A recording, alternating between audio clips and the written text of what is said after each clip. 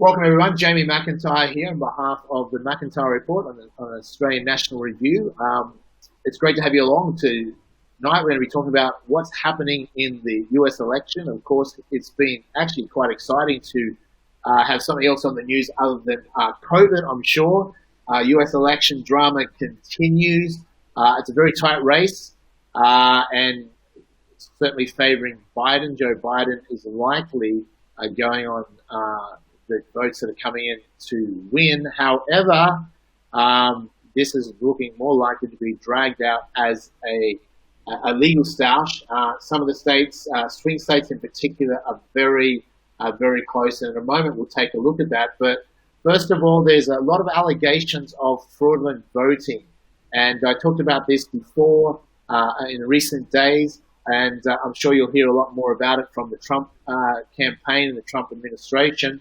But is there any validity to these allegations? Well, I think there is, because the process of mail-in votes in particular, mail-in ballots in the US system of elections is just totally open to being rigged.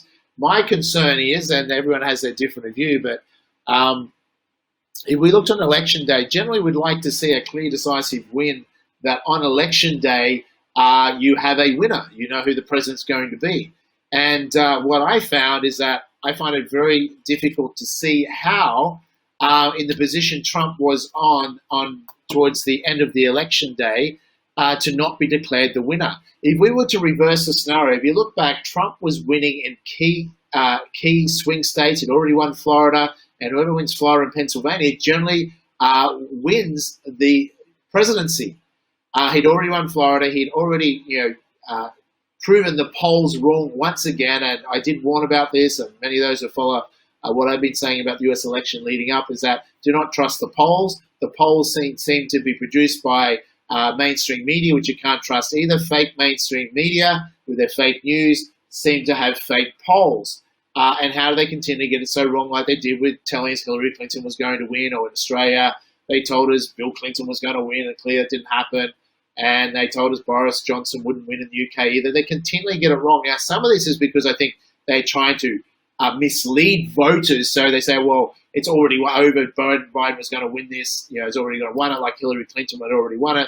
Then they're trying to do it, I think, in a way so voters don't actually bother voting for, say, Trump or whatever, because they think, oh, it's too late, it's over. That's kind of and even Trump today, in his live conference today, which we'll go to later in this episode, talked about that. We talked about voter oppression, where the mainstream media, particularly left mainstream media, which detests Trump, is very anti-Trump, which is pretty much 80-90% of media these days is left-wing mainstream media that seem to follow the narratives pushed heavily by the likes of George Soros and other billionaire funders.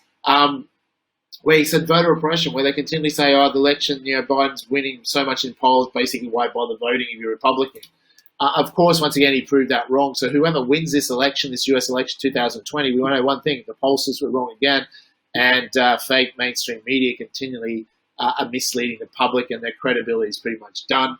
I agree with Gary Vee said recently, mainstream media death bell has sounded.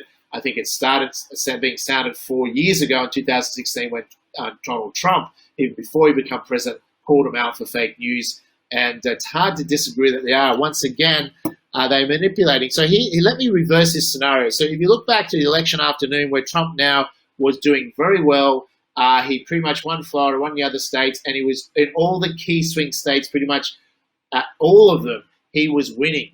And looking like mathematically pretty much impossible to lose from that position.